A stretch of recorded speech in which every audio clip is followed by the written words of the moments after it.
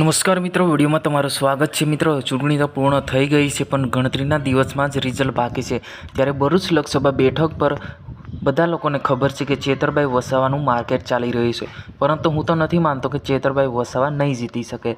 બધા લોકો કહે છે કે મનસુખભાઈ વસાવા 5 લાખ લીડથી જીતી શકે છે, પરંતુ વાત ઉલટી થઈ કે મનસુખભાઈ વસાવા સાહેબ એવું કહી રહ્યા છે કે અમે 3 લાખ લીડથી જીતવાના છે, અને ચેતરભાઈ વસાવાએ કહી રહ્યા છે કે અમે 50,000 લીડથી જીતવાના છે।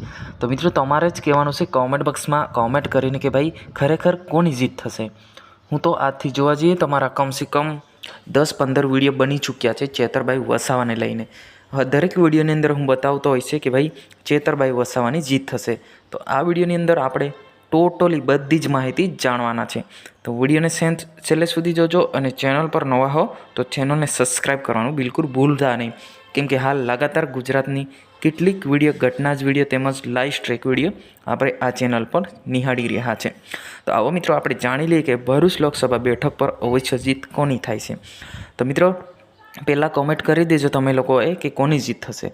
તો હવે આપણે જાણી લઈએ કે ચેતરભાઈ વસાવા 50,000 લીડથી જીતવાના છે, અને મનસુખભાઈ વસાવા 3 લાખથી લીડથી જીતવાના છે।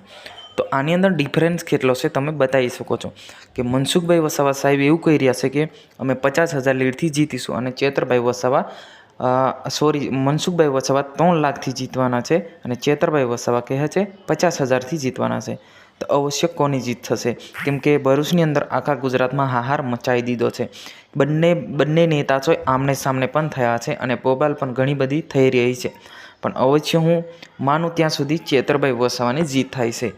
તો તમે કોમેન્ટ કરી શકો છો કોની જીત થાય છે, અને હું પણ માનું છું ચેતરભાઈ વસાવાની જીત થાય છે। આપણે કોઈ પણ પાર્ટીને વિરુદ્ધ નથી કરતા, પણ દેખાઈ આવતા જ આપણે પણ રિઝલ્ટ બતાવી શકીએ છીએ। તો મિત્રો, આ હતા આજના સમાચાર। આ જાણકારી કેવી લાગી છે એ કોમેન્ટ બોક્સમાં અવશ્ય જણાવજો। જય હિન્દ, જય ભારત।